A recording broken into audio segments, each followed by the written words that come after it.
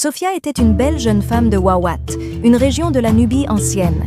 Sa famille y vivait depuis une bonne centaine d'années. La vie semblait paisible mais monotone. Un jour, pendant qu'elle épuisait l'eau avec sa cruche, Sophia remarqua un crocodile. Ce n'est pas que l'animal était visible pour la première fois, mais celui-là semblait étrange. Elle décide alors de se rapprocher du Nil pour comprendre pourquoi ce crocodile était si particulier. À sa grande surprise, le crocodile s'enfuit en laissant des traces d'or derrière lui. Intriguée, la jeune femme resta sans rien dire durant plusieurs minutes. Elle s'interrogea en elle-même « Ce crocodile fait-il apparaître l'or ?»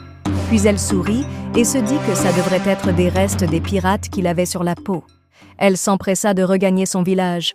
La nuit tombée, elle fit part de l'histoire à Shaina, son amie. Elle insista tellement que Shaina lui proposa d'aller voir un vieux septuagénaire qui vivait reclus du village.